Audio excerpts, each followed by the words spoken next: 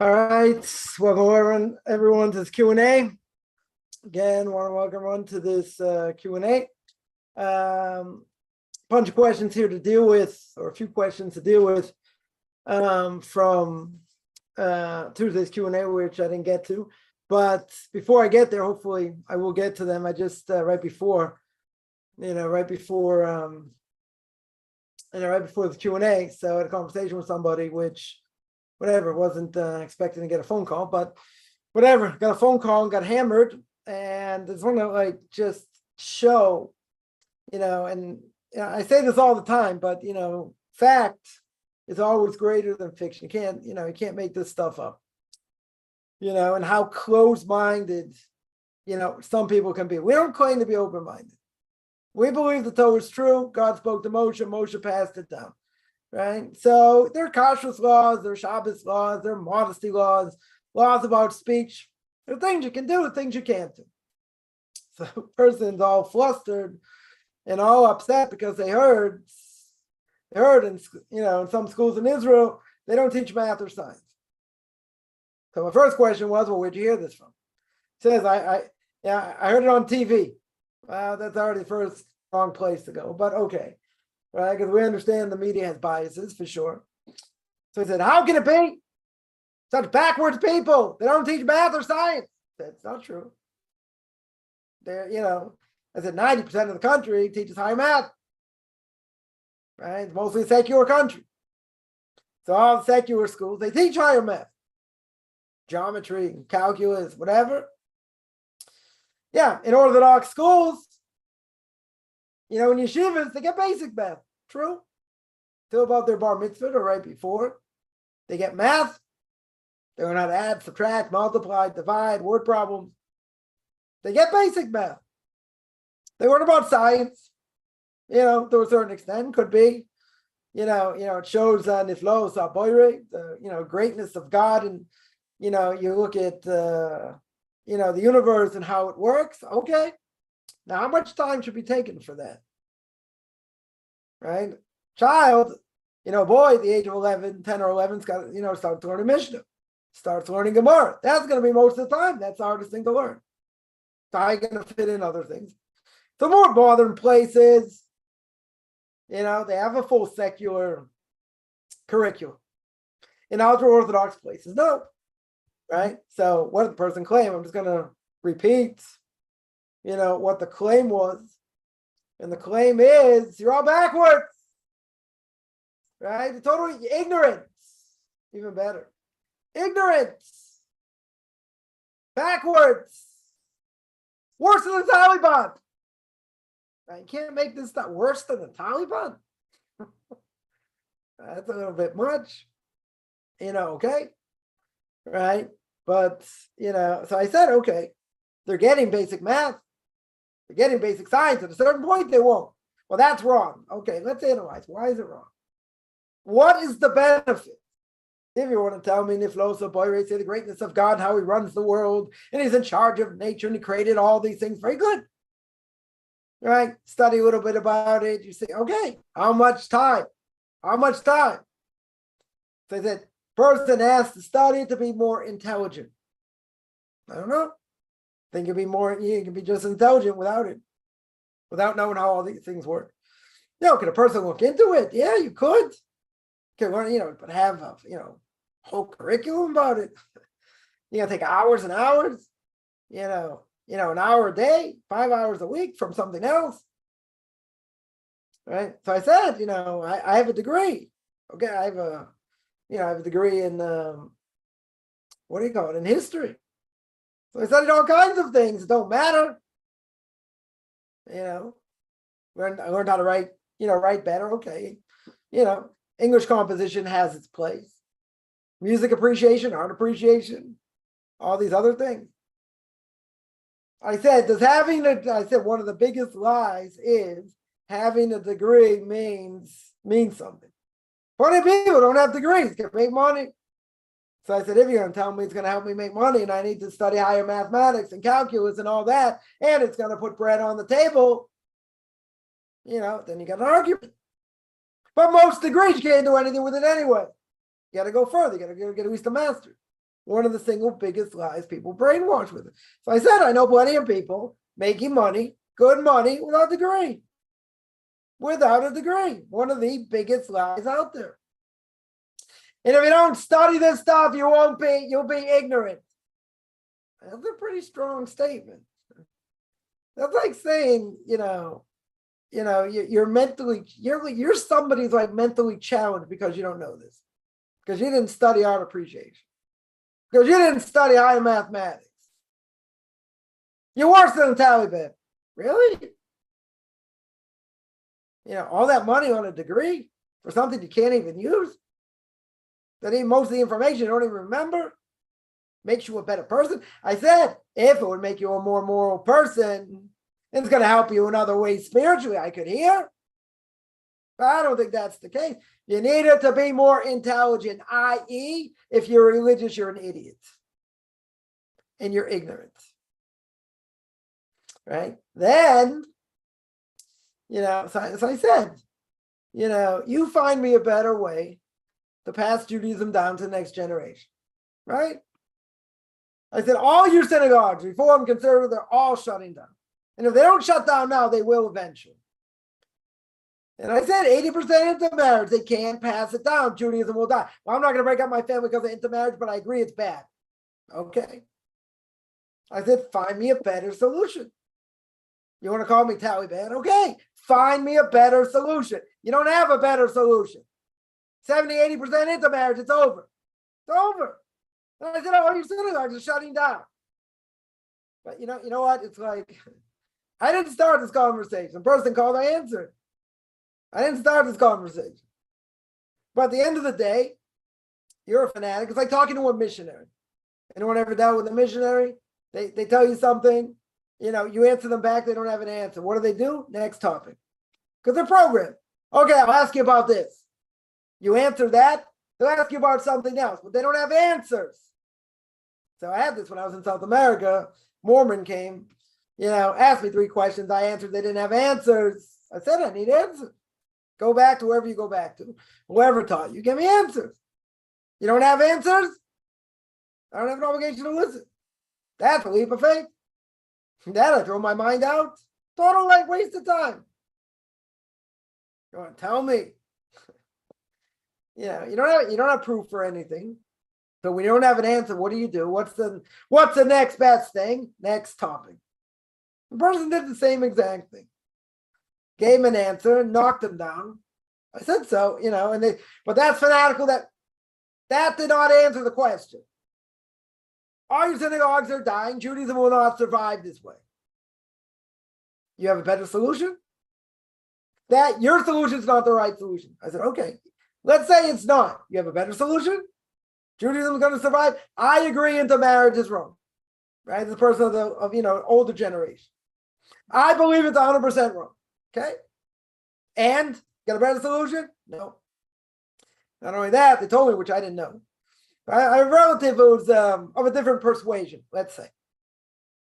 Right? So what they say he's born that way. I said, science hasn't proven that. It's in the genes. I laughed. I said, yeah, I got a lot of bad genes, like I always say. Anger genes, miserly genes, other genes. Yeah. I said, but science has never proven it. And these people can't be helped. No, there are psychologists out there that have helped people. They have helped people. That's not true. Is it an easy thing to overcome? No. It's like any bad desire a person has. It's hard to stop. Okay? But science hasn't proven it. Oh, they didn't like that answer either. You're born that way. You're not born. Okay, it might be. God gave you certain trials and tribulations when you're born. It's in part of your DNA. Okay. Doesn't mean you have to act on it. Some people have it easier in different things. Some people have it more difficult in different things. Right? But people can be helped. It's been proven people can be helped. It's not an easy thing now. Definitely not an easy thing now. There's no question. But people have all kinds of bad genes. That's what I said. They have all kinds of bad genes. That person has that gene. let's say, even though I contradicted what I said. Yeah. He's got that gene. Okay. God want him to act on it? No. I don't want him to act on it. But I didn't even use it as an argument. My argument was science has not proven it. Did they hear that? No. They went, psh. They went on to something else. I said, you get it? Science hasn't proven it. So what's the bottom line here? Be careful who you speak to. Now, what's the bottom line? People don't listen. They have an agenda. So you ask me, why waste the time with such a person? Good question. Very good question. Yeah, I wasn't expecting, what happened, but okay. Bottom line, people don't want to hear. That's it. Oh, that's your opinion. Go Google it. Science has not, at least not recently, they haven't claimed it. They haven't claimed they've isolated a gene. If that's the case, then they haven't proven it. So you can't use that and say it's in their genes. Now, on a Torah perspective, I could say, you're right. Maybe God put it in their genes, made it part of their psyche. That's their test in this world. Could be. And they're failing the test. They are failing the test.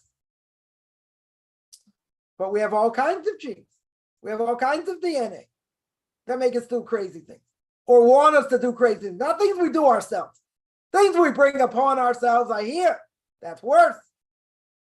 But if if it's actually part of your DNA when you're born, doesn't it mean it's harder to overcome? Sure, it's harder to overcome. Doesn't mean you're not a vessel to overcome it. No. God gave everybody whatever they need. Whatever's best for them. Why is this trial best for this person? I don't know. That I can't answer. God has to answer that. But at the end of the day, people have different trials. And some are stronger than others. And even if you're born with certain, in a certain disposition, we say all the time, God says, fine, I made you like that. I gave you a certain disposition. Does God want you to act on it? No. But a person can claim, but you did this. God can say, you're right. 100%, I did this. And so what do you want from me? God said, anyone put a gun to your head to do it? No. Right? Any people force you to do it? But that's who I am. So we all have dispositions. People have lazy dispositions. They don't like to get up early in the morning. They don't want to have to pray. They don't want to have to do other things. Okay, you have obligations. So you have to overcome them. You have to overcome being lazy. You have to overcome these other things. So now, if God gave you a lazy gene or made it part of your DNA, isn't that going to be harder to fight? Sure, it's going to be harder to fight. Does that mean you can't fight it? Does that mean you have no choice but to do it? No. People can overcome these things. Some are going to be much harder than others. True. Right? I'm not going to deny that. Definitely not going to deny that. That's true. Okay. And what do I care if it's harder or not? God's going to say, after 120 years, I did not want you to do this. And you're going to say, a person's going to say, but you made me that way. God's going to say, I didn't want you to do it. I gave you the ability to overcome bad character traits. You got more of this than someone else. Okay. Got people that get angry at the drop of a hat. God gave them more of that than other people. That's their asylum. That's their test. Right? Everybody has whatever they have to go through that God put us through as part of our DNA. Right? So you're going to tell me that I'm born that way. So what? So what are you born that way?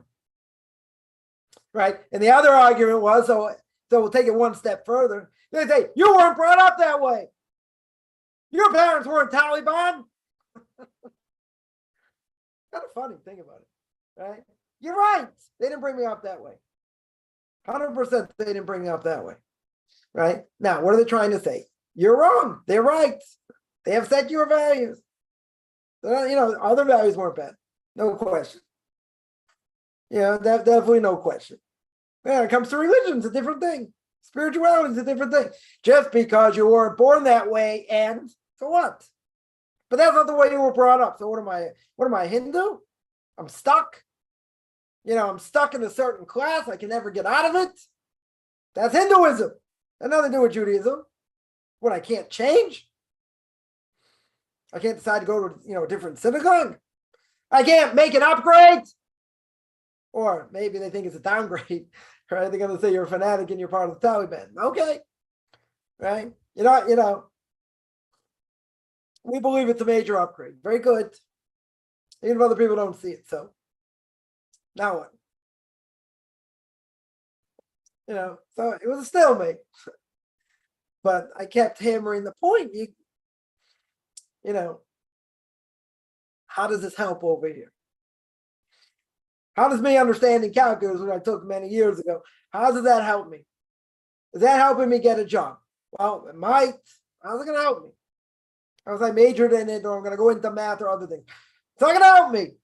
Basic math, yeah, everyone should have. I would agree. You want to know, how many miles per gallon or liters, liters you went on a full tank of gas. Okay, that's an algebraic equation, right? I was teaching math to high school students. They said that's not algebra. Of course it is. They couldn't even figure it out. I said it's an algebraic equation. I'll show you. Yeah, that they should understand. They go to a store and they see, let's say a thing of sugar. One thing costs, I don't know, $3.99, let's say. And four costs, 12. So you buy four, it's a better deal, right? All you do is divide. You get a better deal. One is worth 3, the other one's worth 4. Better deal. Okay, that's math. That's not higher math, basic math. I have to go further in higher math for what? So you'll be more intelligent. So what's the person saying? Basically, anyone who's religious or to the right, you're part of the Taliban and you're ignorant. That's what they're saying. I don't know. I know plenty of people who don't have degrees, very intelligent, extremely intelligent. They'll say they're ignorant because they didn't take music appreciation. They may never heard of Van Gogh. So what? They couldn't tell you where the Louvre is. That makes them ignorant.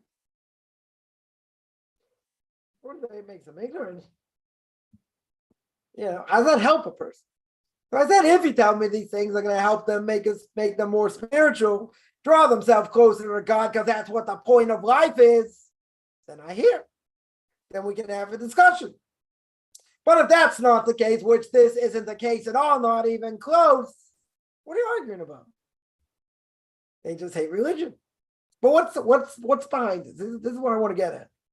Right? I've spoken about this many times, but it's fresh right now.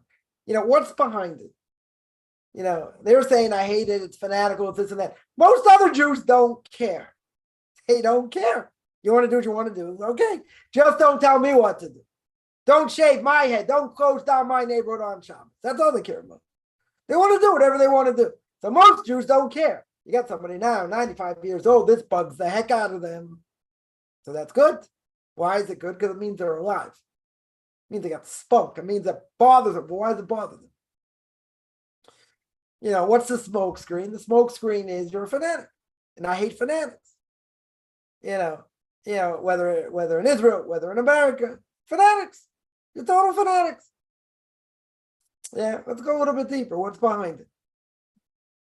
Yeah, her parents most likely were religious.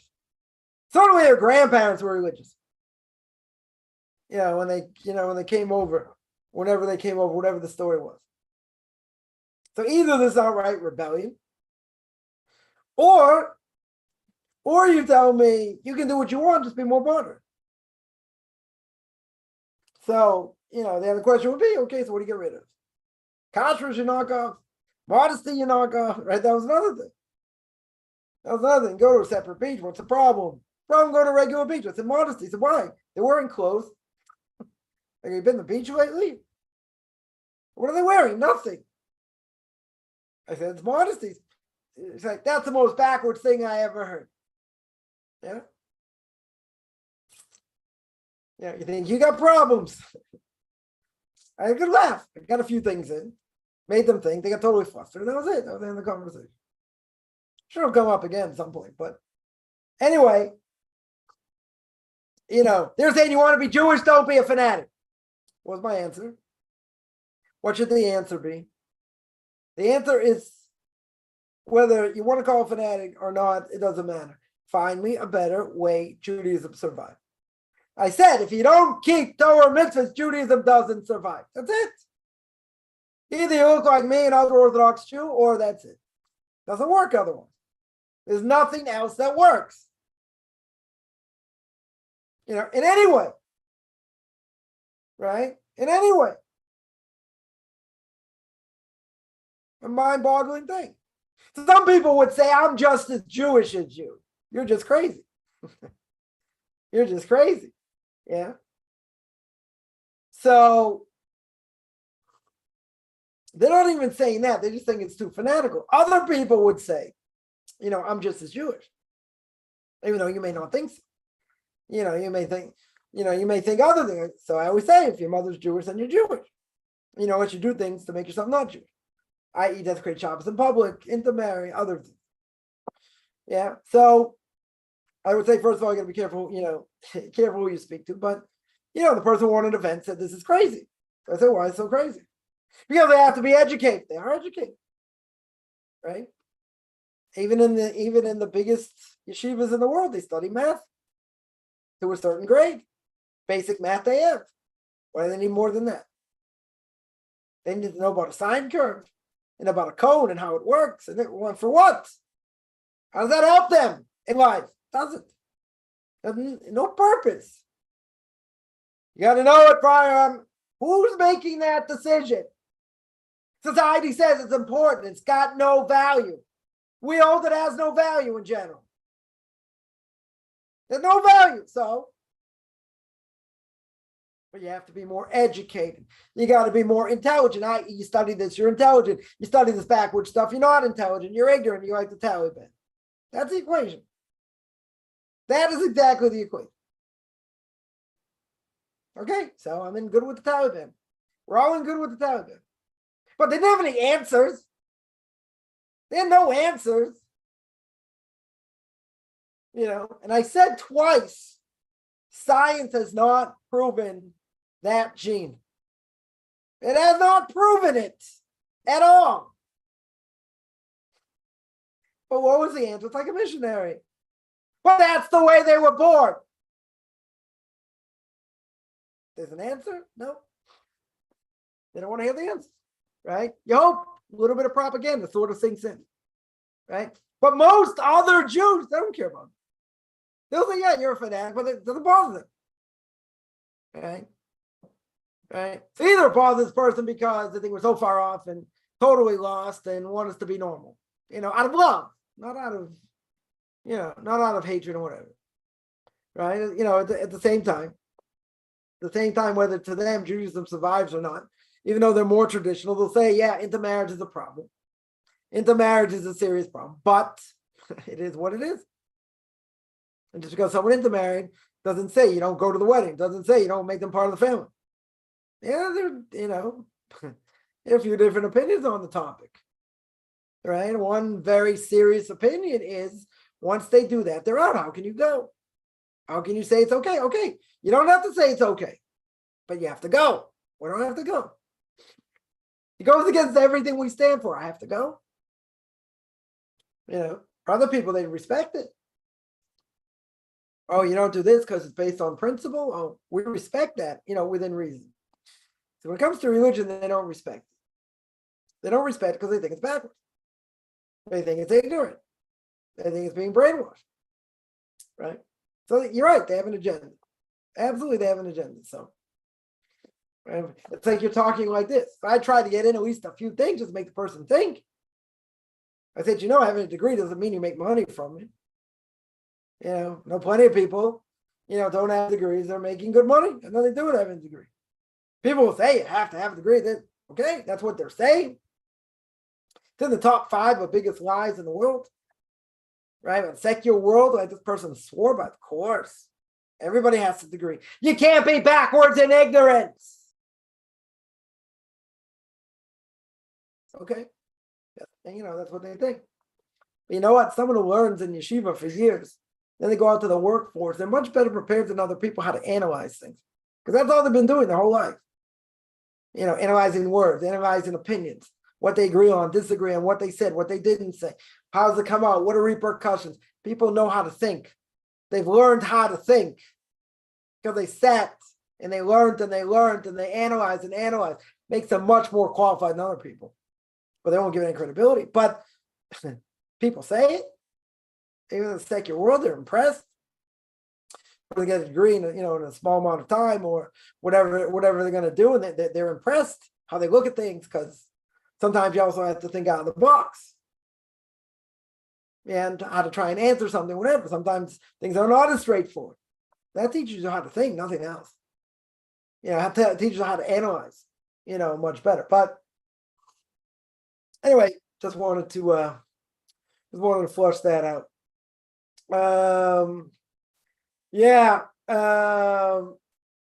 Someone that points out math and science don't teach how to be a righteous person, right? Doesn't teach morality.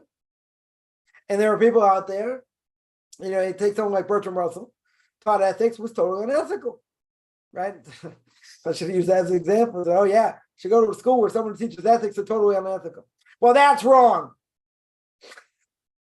But they're getting paid to teach ethics, aren't they? Doesn't prove anything, right? It doesn't make a person better. What do I mean better? Means that they're closer to Torah mitzvahs. They have their connection to God, and strong connection. That's the whole point. Doesn't make you moral. Totally doesn't make you moral. At all. Someone here mentions, the college saw so much cheating professors allowed here. Also, academia, to stay in academia, what do you have to do? In a lot of places, you have to write. There are plenty of times people fudge things. People fudge statistics. People plagiarize. Come on. Look at the, Sleeping Joe over here, right? Mr. President over here. How many times he lied? Going through the ranks and what he said about where he was holding in law school and different things. Totally lied. But a lot of things.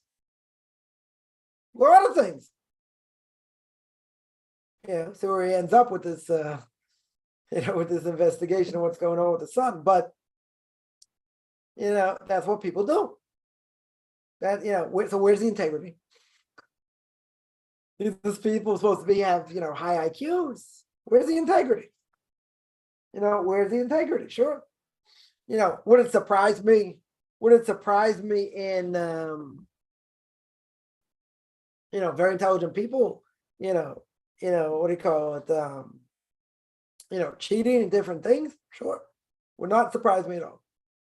Why? Because there's no moral compass. No moral compass at all. Just they know how to study, better for tests. They're smarter than other people in different ways. Okay. Does it make them better, more moral? No. And you see people that are very, very, very bright, like genius level, they're messed up in other ways also. Totally messed up. So we see beyond the shadow of a doubt what happened in Nazi Germany. By the Germans, may their names be brought out, may they rot wherever they are. They were the cream of the crop of the intelligence community in the world. That's what Germany was. Hitler did not put a gun to their head and say, join me or die. Did not do that. They joined willingly. How could these very intelligent people think, treating a dog was better than treating a Jew? Because they believed. They were convinced that this was the right thing to do, to torture them and murder them, and they had no problem. So what does it show? It shows intelligence can only take you so far. That's what it shows. That's what it shows clear. You tell me, people of that community, have over 100 IQ. They can treat a dog better than a human. You're going to say, no, those are skinheads. They weren't skinheads. First people joined the Third Reich before he came to power. Who were they? Doctors, lawyers, accountants, the intelligence community. They're the ones. They're the ones who joined. Right? They're the ones who joined first. So what happened? So what happened to their brains? What happened to their brain power? What happened to all that intelligence? Out the window. Why did it go out the window? Either they're brainwashed, could be very well brainwashed, but at the same time, they believe what's going on. People say, "Oh, someone put a gun to your head." It's not true.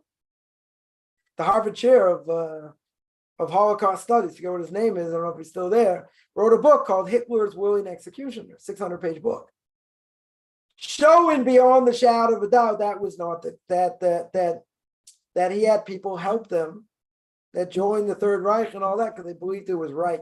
Not that he put a gun to anyone's head and forced it. Right? It's also a big lie. Yeah, the relatives tell me that, oh, someone put a gun to your head. But that's not true. This is not true. He had plenty of people help him willingly. Not the other way around. Not that he was forcing people. And someone there points out, very true, I agree. Right? The degree didn't help them when it came to real life situation making decisions. True. Doesn't help, and especially if you get a liberal arts degree. What does it help with? Doesn't help you for nothing. Maybe you teach you how to write a nice paper. Okay. Maybe you have a little bit better vocabulary. Okay, so, practically speaking, people will say, if I had to choose someone who had a degree or someone didn't have a degree, so who would you take? So it depends.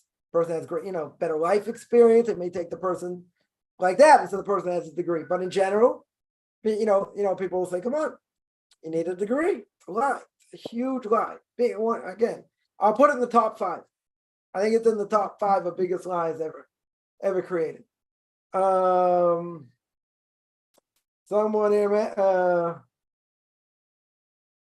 someone says if someone wants to befriend you, I don't know, right? Why they want to befriend me? Don't know. Good question. Some people, I don't know, like to befriend others if they see they have common friends or maybe they're going the same path. Don't know. Someone called them saying the student of Rabbi so-and-so needs $300. Rabbi, never heard of them. How'd they get my phone number? I don't know. Good question. Good question. People can hack into anything today, so I don't know.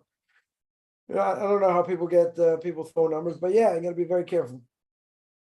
You be very careful, especially with someone, especially with someone asking for money. But yeah, always got to verify.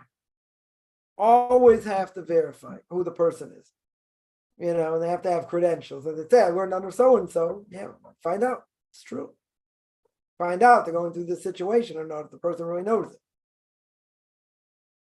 it. How did someone get the number? I don't know. People can hack into anything today. So, people have ways of doing it. But, yeah, you got to be wary. You got to be wary. I wouldn't say be wary, people contacting, in Facebook, unless they're like people just like, either, trying to convince you to, be a Christian or, or other things. Yeah, you got to be careful. You definitely, who knows what people want to do or, want to say or whatever. So yeah, you see who they're friends with, what they put up, and see who they are. Because someone wants to friend you is not necessarily a red flag. I always check, I always check a person's profile. If I see their, they love JC or whatever, I just delete them. I just delete and block them. So, yeah, you can do a little bit of research who they are, right? Who knows why, why people want to contact someone. And, not necessarily for money or to, get something from them. I mean, we're very skeptical today. That's true. But, it could be. Maybe they saw you in a group. They're in that group, whatever. I don't know. They reach out to people because they want to reach out to people. It's a lonely world out there, living in the middle of nowhere. Definitely can happen. Could be any number of reasons, right? Any number of reasons why that would be the case. Someone there points out, very true. Purpose of life is to overcome whatever imperfection you have, right? Again, people have different dispositions. I agree. Some have a harder disposition. Depends what it is. 100%. Depends what it is. But you're in this world to overcome. You're in this world to toil and to struggle. That's what you're here for. Right? So someone will say they're born that way. Yeah, prove it to me in science. Science say that? Science doesn't say. It's a good excuse, though. Why is it a good excuse? Because you say, I have no control. I have totally no control. I'm wired that way. I don't know. Person can be wired in a lot of different ways. Who says you're not in control? You could spiral out of control. It could be much harder to control. Okay. That I may agree. And even if I agree, what difference does it make? You have certain dispositions other people don't. Or you have it harder in other ways. Okay. Someone out there says, it's a similar thing, except this person claims to be a rabbi and is a heretic. But, this person says, what do you want? This boy was playing with dolls at the age of 2. What do you expect? It's I know the ultra-Orthodox will be upset with me saying this. He's born that way. Yeah, so what do you do with Leviticus chapter 18? He's I know they're going to be upset with me. Yeah, because it's heresy. That 100% is heresy. So therefore, what? Right? People shouldn't listen to such a person. 100% they shouldn't listen to. You can have a disposition, okay? So what? Who says you have to act on it? People have miserly, dispositions. Lazy dispositions. Don't want to give charity dispositions. Not eating kosher food disposition. I can think of 100 more. Ego disposition.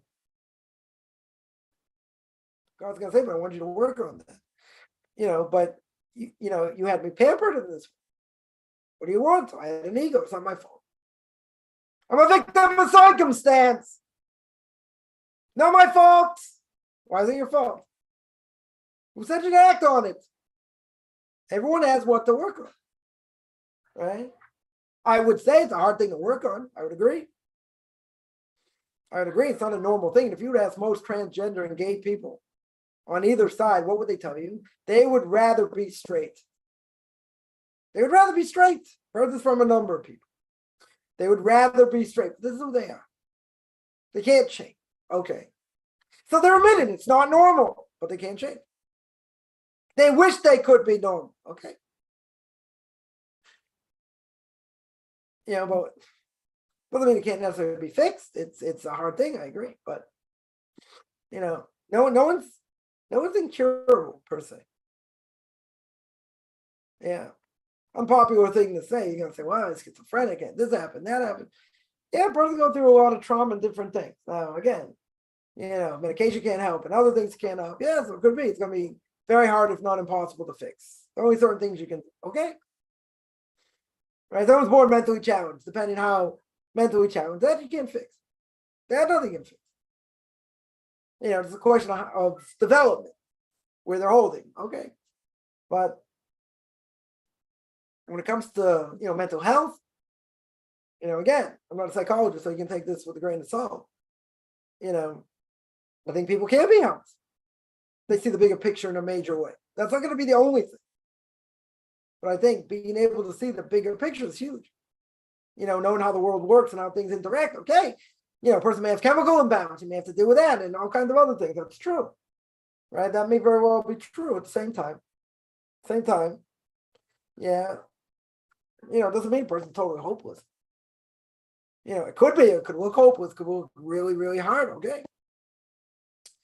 You may need outside help and medication and both. That might be true, but outlook is important. Depends what the thing is, where the person's holding, and what they've gone through. Right? A person can have. I read an article, I don't know, a few weeks back about someone. There's all kinds of problems in school and in high school, like, they thought they were like going out of the skin and different things. And they knew there was something wrong with them, but with all these doctors and MRIs and scans and this, and they never, they didn't find anything. Never found anything, but they had like physical, really severe physical ailments, until came in contact with someone. And it was like, so, like, I wouldn't say random, but, such a thing is not very common, not so common. And they had every exact symptom. And they, doctors could pinpoint what the problem was. It went on for years.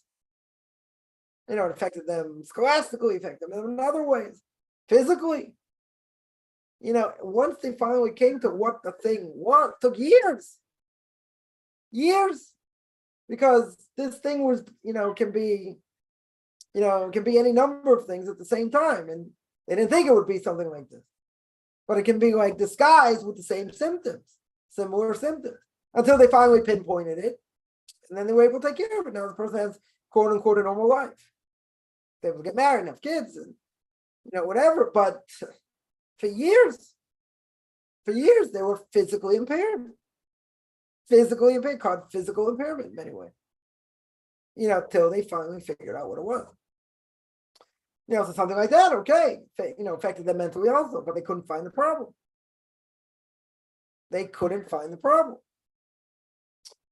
So that I can understand. Telling them about the bigger picture and this and that's not going to help them. They're in physical pain. They're in spirit. They're in pain in other ways. That I hear. Probably a lot of things like that. But it depends what it is. Depends how bad it is. There could be things that, being able to see what goes on and what's really going on, that's a huge thing. It doesn't offset 100%. I never said it does.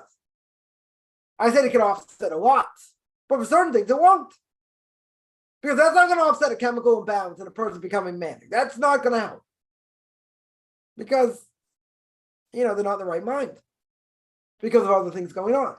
So it depends. It depends what it is.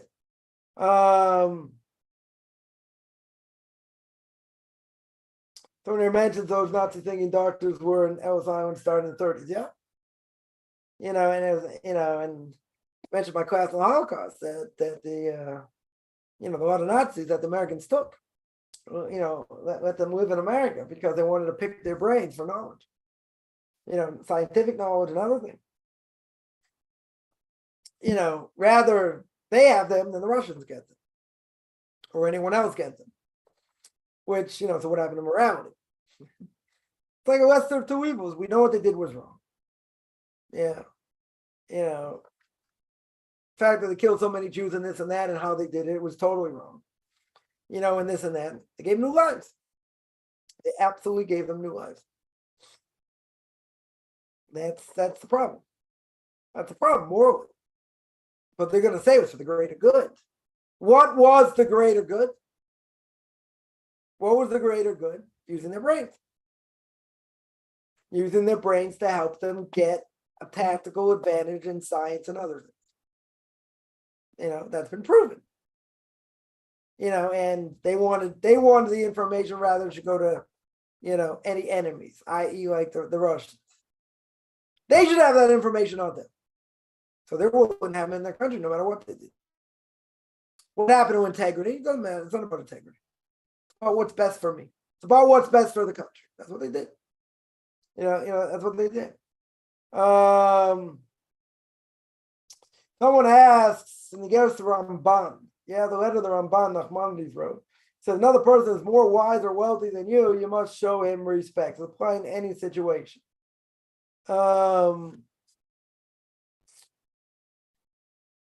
I wouldn't say all situations.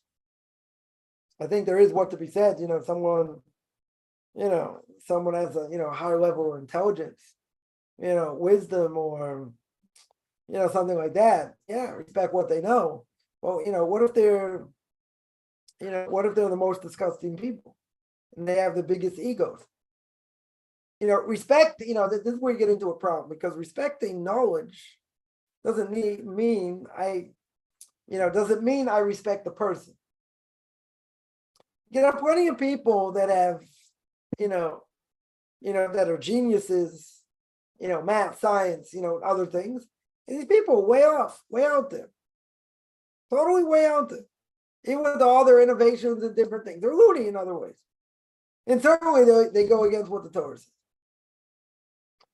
So this would be the question. Can I respect their knowledge without respecting themselves? Right? In other words, Bertrand Russell, taught ethics, brilliant person, this, that, but it's unethical. Can I respect his knowledge but not respect the person? So we mentioned by someone's homosexual, said, oh, you're going to hate the person. No, not allowed to hate the person. Some people you are allowed to hate, right? You hate the act, not the person. So I can respect the mind and not the person. But that's kind of hard. Why do I say it's hard? It's hard for one very simple reason, because if a person has intelligence, they're not using intelligence for the right reason, for the right thing. So it means that they're not moral. So essentially, if they're not moral, how can I respect them? How can I respect them? I shouldn't be able to respect them. See, that's the problem. We don't compartmentalize. You have Aristotle, the great philosopher. You have Aristotle did other things, other terrible things. So his students once caught him in the act doing something terrible, and they said, what are you doing? He said, there's Aristotle, the philosopher. Aristotle with a lot of knowledge. There's Aristotle does his other thing. What does the Torah say? No. You keep Torah mitzvahs, you keep what God says. You got to do what he says. Right? You can't say, wow, this person keeps Torah mitzvahs, and the person does all these other terrible things. No. We may sin, that's true. Ecclesiastes says no one's ever been in the world that hasn't sinned except for a handful of individuals. That may be true, but at the same time, who says? Who says that's good? Right? In other words, is it possible? If someone is totally immoral, why should I care what they say about other things? You say, but it's not necessarily a contradiction. Right? So that's a little bit easier. That's a little bit easier. I would say. Why? Because here you can say, I don't care what the person does in his private life. I care what they espouse over here. I care about this knowledge. I care about the physics that they know. And I can gain from. Okay. Yeah, but if they're doing terrible things, why should you even respect that? Right? That's the question. That's really the question. So we hold, maybe shouldn't even respect that. Shouldn't respect the person as a whole because of what they do. No matter what their level of knowledge is. Right? Now the person brings out a second point. What about, and they're more wealthy, let's say. Okay. Does wealth make someone intelligent? No. People like to hear what wealthy people have to say. I don't know why exactly. It's because they have money. Who cares what they say? Because they're out there, they're influencing others, whatever. Do I really care? They're really mad. Like, these people are the bastion of morality? I don't think so. Certainly they're not happy in their lives. I'm sure about that. The more money you have, the more you want. So how could they ever really be happy? Right? But that's the problem. You got wealthy people say all kinds of things. They're idiots. They're absolute idiots. Someone's an actor, director, whatever, is Jewish, and it's like, oh, these Jewish customs and whatever, poo, they're this, they're that. Like, I wouldn't even take someone that serious who can't even read the alphabet. That's not ego over here. They're ignorant. They don't know nothing about Judaism. I'm going to take what they say seriously at all? Come on. Never. Right? Someone knows how to shoot a basketball a lot better than me. Yeah. And this person's going to espouse the fact that they're going to claim the world is flat. Well, have you ever read the Encyclopedia Britannica on the subject? I don't know if it exists anymore. It's probably all online anyway. Have you ever read anything about the world knowing that it's really not flat? A person makes news saying such a thing. Yeah, a person's an idiot. A person's an absolute idiot. I don't, you tell me the person's a Rhodes Scholar. They actually learned, they actually know how to study, maybe, or they have higher level of intelligence. Okay, we'll have a discussion. Let's see what they bring to the table. Somebody I know doesn't have that, but they have money. Why would I respect anyone just because they have money? Right? Someone who doesn't have money could be 10 times more intelligent than them and do much more for the world than what that person does. They have money. Money talks. Money definitely talks, right? So, I have very little respect for it. People have more money, less money, it doesn't matter. It matters what you do. It matters what your service to God is. Oh, you live in a fancy home and you got this and you got that and you got the other thing, but you have the second grade education in Judaism. So what do you have money? What's the money doing for you? Not doing very much. Someone asked, can I reiterate the concept of Olam HaSheker? It's a world of lies. Yeah. It's an absolute world of lies.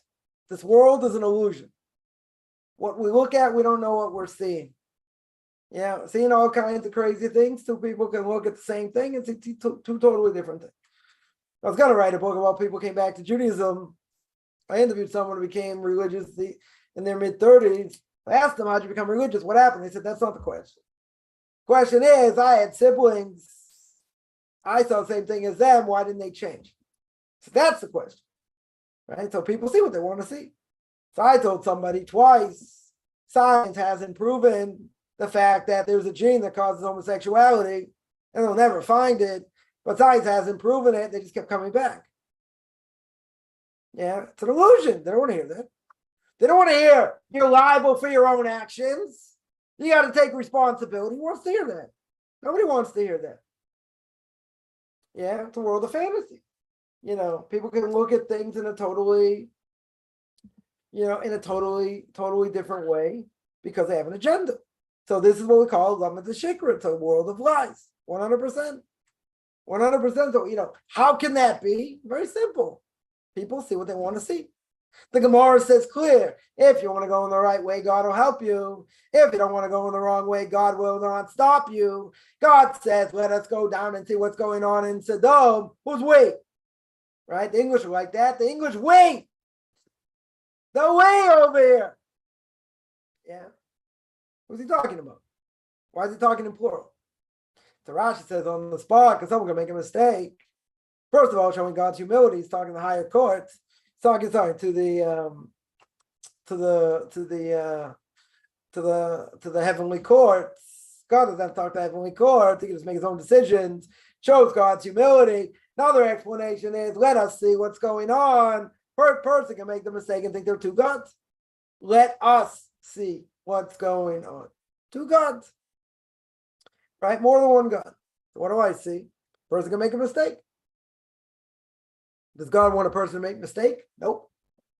Is he interested people make mistakes? No. He doesn't want it. Could people fool themselves? Sure. Get a whole world out there. A whole world out there. Oh, living a lie. Look at all the people in Christianity who don't know anything about their own religion. Because they're being told, you don't believe in JC, you're going to fry in hell forever. They don't know anything. Zero, most of them.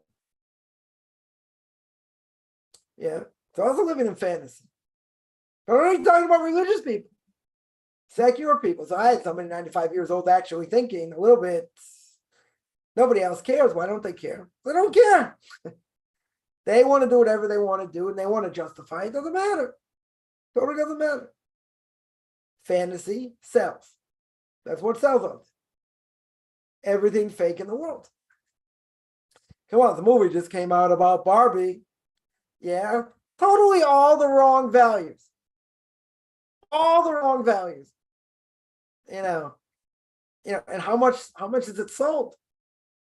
Over $100 million. That's what someone told me. Insane. Totally skewed in bad values. Across the board. So there are people that are upset about it. People that are more traditional and this and that, saying it's a totally feminist movie. Puts guys down and all that, part of the problem. But why would people see this stuff anyway? It's fun, it's enjoyable. They like fantasy. Life is too hard. That's the problem. People die of sickness. There are wars that go on. There's famine. All kinds of things. Life is hard. So you want to know why people would pick fantasy? Because it's more enjoyable. takes the edge off. Your home person wants to watch a ball game, wants to watch a movie, something they enjoy, because life is just so darn hard. But that's what sells. Fantasy sells. Take your responsibility for your actions. Go spread that all over. No one's saying that. They'll say, oh, you think this, you're a right-wing fanatic. You're a part of the Taliban. Okay? And you're a fanatic, and you're this, and you're backwards, you're ignorant. Okay? They don't want to hear. Right? They're not interested. But most people are not even that hostile. They don't care. They just don't care. Why don't they care? Because life is too hard. I want to be able to do what I want to do. I don't want to feel guilty, and I don't want you to tell me anything. That's most people. Ketchup, mustard, or relish on my hot dog. That's where they're holding. That's exactly where they're holding. Why? Because reality is hard to deal with. So they'd rather take fantasy. Eat, drink, and marry, lest tomorrow I die. That's what the prophet says. That's what they want. They want life to be easy. Should be totally easy. Should be able to do what I want. And you can't tell me otherwise. Okay. And you're a fanatic, and you're okay. Don't say the truth. Because the truth, if they realize what it is, they're going to have to chase it or. So they'll take fantasy. Not only will they take fantasy, some people will be adamant. They'll be really adamant and say, that's crazy, that's this, that's that. But they've never thought about it more than 5 minutes in their life. Never. Even the person hammering me today, guarantee. Guarantee. They just think it's wrong. They think it's bad. What my heart says. Cardiac Jew. What my heart tells me. Can't do this. Is intermarriage wrong? Yes. Should you go into marriage? Yes. You have to keep family together. Okay? That's where we disagree. That's where we disagree. So, other people say you're just a fanatic, and who cares? You want to do that? You want to alienate yourself? That's your choice. But they won't even get in the arguments. They don't care. They don't care. Someone who's feisty, at least they show they care a little bit. Most people want fantasy. They don't want to care. They don't care about repercussions. They want to do whatever they want. They don't want to feel bad about it. That's why they take fantasy. Exactly why they take fantasy. Why do you think so many people involved, that enjoy sports today, watching sports on TV? I can understand you play it for exercise or whatever. Sit there and watch it, but it's like you're fantasizing through someone else. I don't want to say it's not enjoyable if you're a sports fan. People love it. Your team wins, they lose, this, that. Why are they making this trade? They should have done this. They shouldn't have done this. It gets you into things. That takes away from reality. Why would someone want to do that? Because it's fun. People want fun. Life is hard to live without fun. Life is hard. It's true. But most people don't want to be told what to do. They think religion is like the opiate of the masses. Think everyone's being brainwashed. Everyone's going to be like the Taliban. Next thing you're going to know, everyone's going to have to shave their heads and this and that. They don't want it. They don't want an austere, difficult life. They want it easy. Right? So they'll take fantasy. You think most people thought Torah is true. It's not true. They never. Unless something seriously hits them. Then, it's like trying to start a Jeep with a 9-volt. Never happened. You need like a nuclear bomb to explode before someone thinks. So I had somebody, like I said, I had someone hammer me. This person's 95 years old. This should be well, right, in general. They're asking, okay, they're saying you're a fanatic and this and that. No one else cares. They'll just say, yeah, you're a fanatic next. Right? They're not even going to get into a discussion. They're not even going to vent because they know if they get into a discussion, they're in trouble. They know they're in trouble. Not because I have a big mouth, which I do. But why are they in trouble? Because I think to confront issues they don't want to confront. That's why they take fantasy. Exactly why they take fantasy. Right? I thought Hashem said not to judge good or bad about someone in light of wealth. No, again, it's not for us to judge. My point is, someone who has money, what do I care what they have to say better than anyone else? If you tell me they're a true rabbinic scholar or even a non-Jew, they're moral and other things, okay. Yeah, I don't have an issue with that. Wealth by itself, what gives them the right to say anything? Why is their opinion worth more than my opinion? Someone's a multi-billionaire, let's say, or not even. Yeah. Why do they think they're better than me? Because they have money. Why? They don't have the knowledge I have. They don't have the spiritual knowledge I have and what I can do and this and that. They don't have close to that. So I might not have it in my bank account. I have it in other places. Yeah. Well, So you're right. It's not a person. It's not for a person to judge. I'm just saying that people think wealthy people speak. I should care what they say. Why should I care about what they say more than anyone else? Just because they have money. The professional athletes that retire, this, that, or whatever. And even when they're playing, they make comments and things. So what? It's because he can throw a ball or kick a ball or hit a ball. What do I care about his politics? What do I care what he thinks about anything? Why should I care? Money doesn't, again, you're right. It's not for us to judge. Not for us to judge. But the bottom line is people think I should listen, people that have money, they should be listened to more. Why? What are they bringing to the world? That I should sit there and stop and listen, especially in spiritual terms. That's the bottom line. Are they drawing close to God? Not drawing close to God? Are they a spiritual person? Not a spiritual person? Why should I listen to them? What do they have to offer me? What do they have to offer? Giving good business advice is okay. If they have something to offer, let's see. Yeah. It's not about just judging for the sake of judging. I'm talking about something totally different. I'm talking about people who have respect because this person has money. What do I care? Person on the contract for $50 million, they're worth $150 million, and they claim the world is flat. Why do I care the world is flat? Person's an idiot. I sit there and listen. Sit there and waste my time? Come on. Yeah. Yeah, you're right. It's what they do. It's what they do and how they act. That's the most important thing, not how much money they have. But I'm just pointing out, people think, ooh, he's got, a person's got money, should respect them because they have money. They respect them because they have money. Because they have money, okay? They help out, they do other things. They do good things, fine. Yeah. But I'm talking about something totally different. I'm talking about the fact that people will say that, yeah, they deserve more respect and all that because they have money. And the person who says the world is flat and he's got a lot of money, I respect it. Come on. Yeah. It's a personal pet peeve of mine. Yeah, people respect it. People respect people have money. Okay.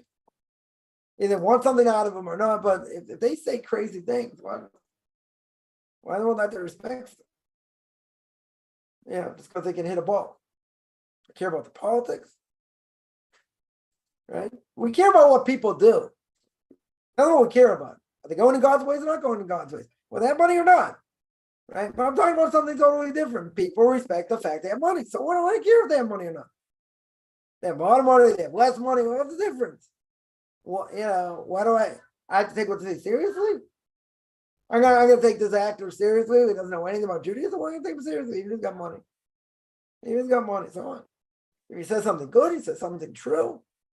Okay. Right? So you're 100% right. It's not about judgment over here. We look at what people do, what people say. We're all about action. By drawing close to God, not drawing close to God. That's the most important thing. Yeah. It's what they do.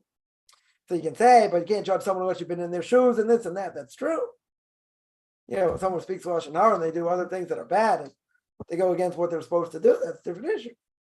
Right? That's a different issue. Totally come out against. Right? You're gonna say, are you allowed to judge them? God's gonna judge it, but they're going against what the Torah says. So if it goes against what the Torah says, it's wrong. That's it. It's wrong.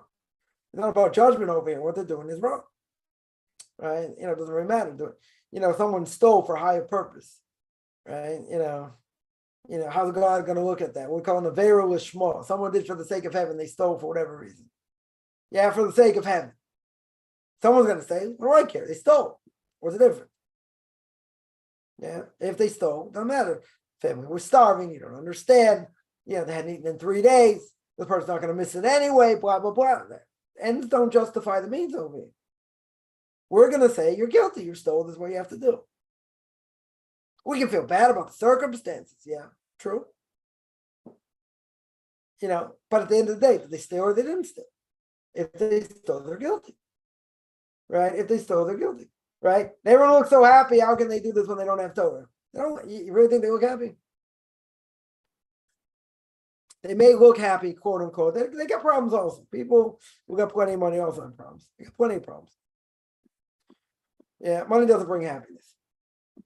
Right? The Mishnah Pirkei Avos, I'll get there when I'm like 93. Mishnah Pirkei Avos says that Mi'u Asher was considered rich. Mi'u Sameach B'chalko. He's happy what he has. That's someone who's really happy. No one says if you have money, it's going to make you happy. Make things easier doesn't mean you're going to be happy. No question. Now, I think most people that have money are miserable. I think most of the world is miserable in general, whether they have money or not. But if you have money, you can do whatever you want, and things that have no value, then yeah, a lot of people probably are miserable.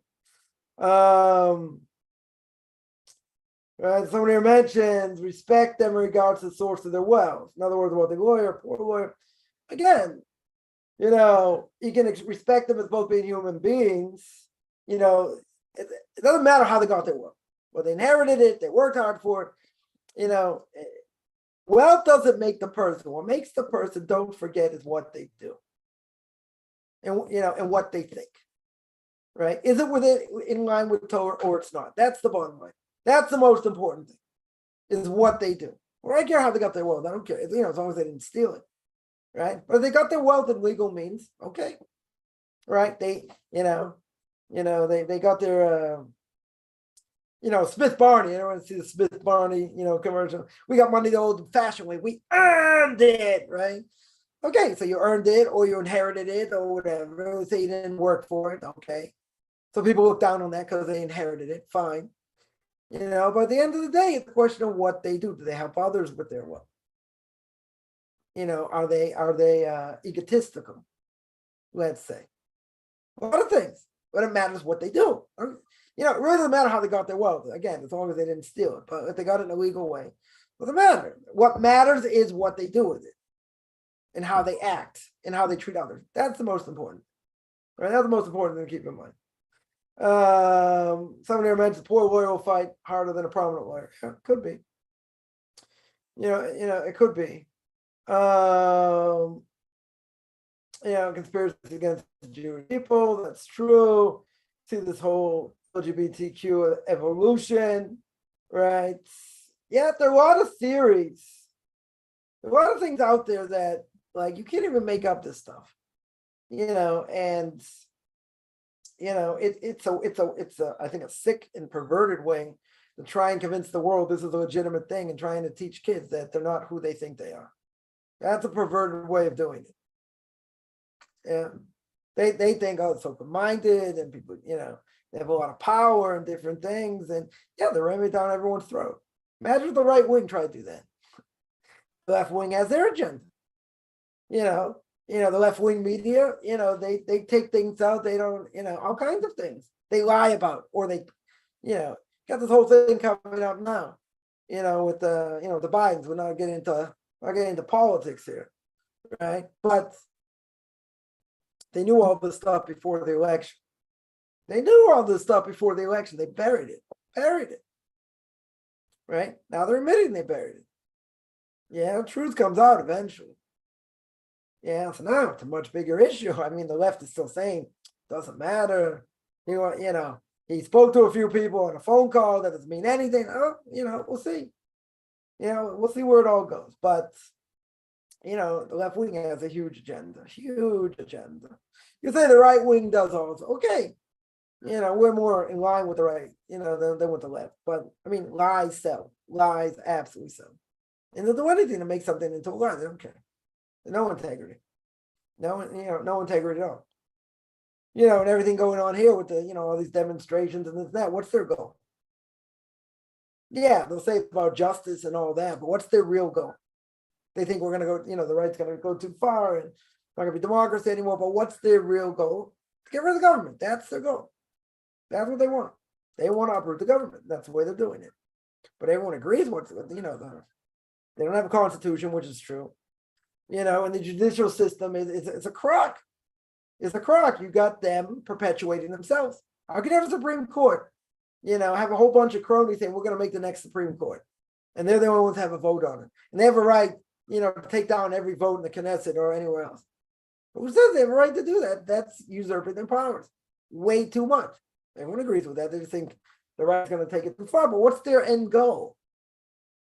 They'll say protect the Constitution, blah, blah, blah. What's their end goal? Their end goal is to get the right out of power. That's their end goal. And that's the way they're doing it. And they're using this as as a scapegoat to do it. That's what they're doing. But most people have no idea what the case is even about. I mentioned many times, the Supreme Court in the States took every last thing that Congress passed and knocked it out for whatever reason, even if they don't have jurisdiction in this subject. Be outrage. Be absolute outrage. I don't care. Presidents pack the court. They don't pack the court. Whatever the case is, to be absolute outrage. Supreme Court sticks its nose where it doesn't belong. Yeah, every last thing Congress would pass it. No, we don't like this. Unconstitutional. We don't like this because of this. And they strike it down. That would ever happen? Never. Never. It's like a coup. They have the right to interfere in everything. That's what's going on here.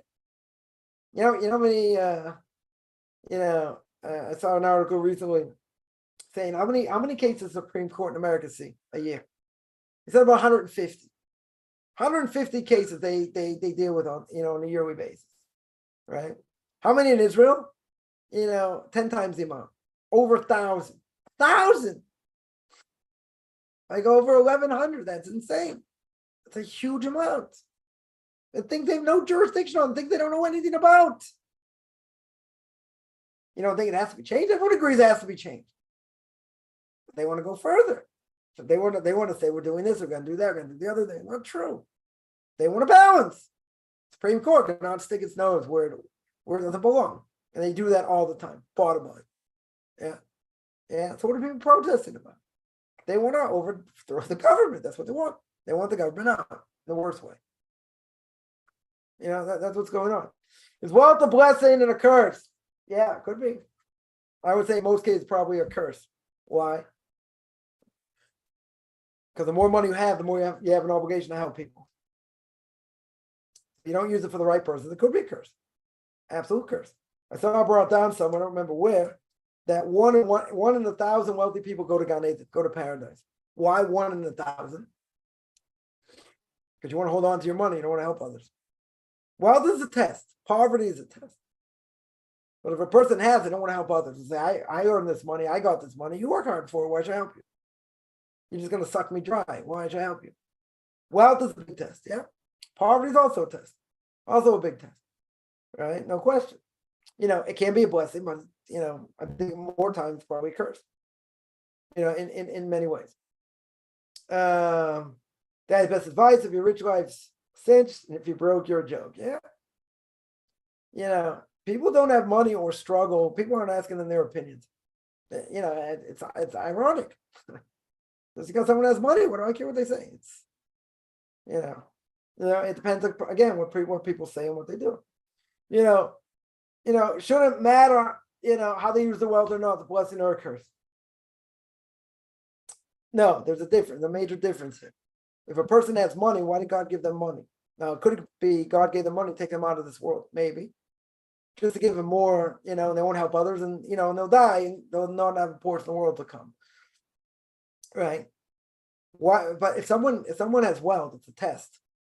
The test is the fact they have wealth. Are they going to help others or not? Right? It is. You're missing the point. The whole point over here is how they use their money. If they're using their money just to waste it on, fancy cars and different things, then then they fail the test. If they're using the money to help others, and give to charity and, and help countries and different things and this, and help in a major way. Yeah. So that's a huge thing. It does matter what a person does with their money. You can say a person, they have wealth, why do they have to help others? Why did God give them the money then? He gave them the money to buy fancy cars, buy a fancy house, go on vacation all the time. Why did he give them the money? To help others. You have to know where to give it. To give it in the right place. 100%, that is the point of the test. What are you going to do with it? Right? You're going to say, shouldn't matter how they use the wealth or not, whether it's a blessing or a curse. That's not true. It could be an absolute curse if they use it the wrong way. Right? I definitely don't think I misread it here. Right? Right? In other words, if they use it the wrong way, is that a curse for them? Yes, it is. 100% it's a curse for them. If they use it in the right way, it's a blessing for them, for sure. If they know how to use it, right? I don't think I misread that, but Kiva told this executor, poor person not misfortunate because one gives someone who's wealthy an opportunity to do a mitzvah. Right. Why did right? That was the question. Someone asked, Rabbi Akiva, right? Why do you have to support people if your God can support everyone? He can do anything. What's the reason? Because they have to help poor people. That's why I have poor people. All right. God made people poor and struggle and this and that. So wealth people would have a portion of the world to come, be able to help them. Gives them a portion of the world to come to help them. If there was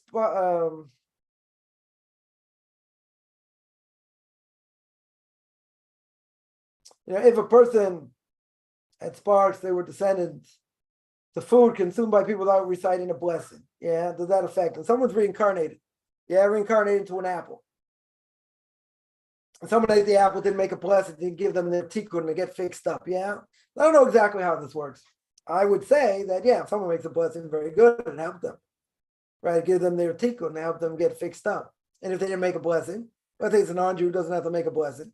So why did God put them in an apple? I don't know. I don't have an answer for that. Does that mean the animal soul wants to roll more over God? I don't know. There are certain things. There are certain things that a person can be reincarnated to, right? An animal, a rock, a wall, food. Yeah, a person could be reincarnated into food, right? Now, could it be they're reincarnated in food because they never made blessings and now they have to make a blessing to fix it? Could be. Could very well be. Right? Or to be killed in a specific way, to be sanctified in that way, for, to be kosher or not. Yeah, very well could be. Is that the only reason? No, could be many reasons. Further, be reincarnated into a rock or a stone, could be they bullied other people and now they don't have a chance to do anything. They just get kicked around. They don't have any power in and of themselves. Right? Again, possible explanations. Could be myriad explanations. Right? Could it be they use their animalistic soul too much and then come back like this? Could be. Could very well be. I did speak about it once. I have to go back and look it up. It's in one of the chapters in a book called Sefer Charedim. That he has a whole chapter about reincarnation and about who comes back as what. If you do this transgression, you come back to this world as as an animal. If you did this transgression, something else. Right? I have to go back and see exactly what what that is. So what exactly is a spark? I don't know. It's what exactly is a soul? The soul is like a very small part of the body, right? That goes into the body. I say it's like, I don't know, go down a person's foot or whatever that gives everybody the ability to live, even by non-Jews. They also have a spark, right? Also, God breathed in, breathed into them, gave them a soul, right? So to speak. So that spark gives a person life, right? That's what gives a person life. So more than that, where does it go? How does it work? I don't know. It's a good question. It's a good question. What would it be like to be reincarnated into anything else? I can't answer. Can't answer. The only thing I do know is I would say that someone coming back to this world, probably the soul in a lot of ways probably doesn't want to come back. Probably better off where it is, but they have an opportunity to come back. Probably not today. Probably we're the last souls coming out. So it's probably the last chance to fix up the soul. But a soul probably really wants to be in the soul world and not have to come back, but come back for any number of reasons. Is a spark a soul? Part of the soul, not the entire soul, right? Definitely gonna be part of the soul. So what were the sparks that fell from the broken world? I don't know. I gotta ask a Kabbalist on that. Someone was into Hasidus. That I can't answer. There are any good charities to donate to? Plenty. Yeshivas, girls' schools, needy brides. Rabbinic scholars. I mean, a lot of good ones out there. Let me see one thing here. Someone asked, Rabbi on YouTube said if we would know 100% that God exists, then there wouldn't be free will. That's true. That 100% is true, right? In other words, if we would know, we do know things 100%. We can know things 100%, but there are certain things that if let's say you get punished for every little thing you did, and and you saw reward and punishment straight away. In other words, the person wanted to smoke and got zapped. They got zapped. They didn't die. God zapped them. Like reward and punishment every second. Then you wouldn't have free will. Then for sure you wouldn't have free will. If you saw open miracles, you wouldn't have free will. Right? At the same time. Right? If we would know things, 100%, that's not, if I could say I know 100% God exists and this and that, does that mean there's no free will? You still have free will. You still can make bad decisions. Right? You can still go against what God wants. But you say, God exists. Okay. So we all know, everyone listening knows God exists. Right? Some have 100%, some will say it's 90%, some say 80%, whatever. Right? But most people would agree God exists. Right? Everyone would agree God exists. Okay. Does that mean you don't have free will? Doesn't mean your free will is taken away by any stretch. Could you still do the wrong thing? 100%. But God exists 100%, so why do you do bad things? Why do you speak Lashon Hara? Because you have an evil inclination. That doesn't stop the evil inclination. Yeah, it doesn't take away your free will either. So I would say that if we know 100% God exists, we wouldn't have free will. It's not true. I would disagree. Because even if you know God exists 100%, you have free will to do the wrong thing. That's not taking away your free will. We should then hate the act, not the person, right? Right? So if anyone does anything wrong, right? The Torah says someone who's gay commits a gay act or whatever is an abomination. It means the act, not the person. But there are times, King David says in the book of Psalms, I hate those that hate you. I love those that love you. I fight against those that hate you. There are times to speak up. There are times to protest, and all that. Right? And you have to fight against it. Right? You have to know when and where and how and all that. But at the same time, I would say, yeah. In general, you hate the act, not the person. Right? A person says they're unable to live in a Jewish community. Does that mean that there is no way that can be accepted by an Orthodox rabbi anywhere begin the conversion process? No, doesn't mean that. Doesn't mean that. Some people will say if you don't live in a Jewish community, you can't take classes. So I'm one of the people that say not that way. Right? I would disagree. So even if you can't move now, but you will move in the future, and that's the plan. Just because you can't move does not mean you can't take classes. Now, people think that's controversial, and there are people that would disagree with that. But I would say 90% of my students or more do not live in a Jewish community yet. But I think they should still be helped. Instead of spinning the wheels. That I would say. That for sure I would say. Right, but not everyone would agree. Not everyone would agree with that, but I think that's true. Someone asked, how about Lev Alev orphanage? I don't know anything about it. Back when the base of Mikdash existed, people would open miracles, but how come they still dared to sin? Right, they had free will. 100% they had free will. How come there was still idolatry? How come people made mistakes? You're right. Open miracles, good point. Very good point. Open miracles doesn't mean your free will is taken away. But at the time your free will is taken away in a certain way, where you see open miracles, that's why a person's not allowed to convert. Because then you see open miracles. That's a different issue. That's a different issue. In this case, though, I would say you're right. That even though people saw, and witnessed open miracles, does not mean that they didn't sin, 100%. This orphanage I don't know anything about. Is that the way it works? In other words, yeah, there are plenty of things out there to convince us to do the wrong thing. Plenty of things. Right? There's false science, there are all kinds of things. So that's the test. That's the test. Even if a person knows 100% the Torah is true, could a person fall into other things? They could. Because they get convinced other things can happen. Yochanan Kohen Gadol was a high priest for 80 years, and he became a heretic at the end. How can you go in the Holy of Holies and come out 80 times and be a heretic? Didn't he know God 100%? Didn't he went in the Holy of Holies? For goodness sakes, hard to understand, right? But that means you still have free will. That means your free will is not taken away over here. What are the Torah Karta? Last question. Torah Karta are a bunch of quote-unquote Orthodox Jews that they're anti-Zionists, which I don't necessarily have a problem with, being an anti-Zionist per se, but at the same time, they think that, you're not allowed to live here, you're not allowed to, live in the land, and they go around like hugging and kissing Arafat and Ahmadinejad in Iran. They're kind of crazy. So they look like Orthodox Jews, but at the same time, they are, kind of nuts that nobody holds off.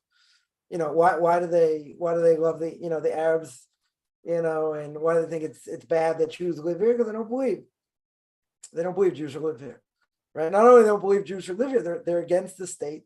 They think the state should disappear, which kind of sad, especially with their Orthodox Jews. But yeah, I wouldn't worry about them. There are only a handful of them in the world, and nobody in the Orthodox community holds with them.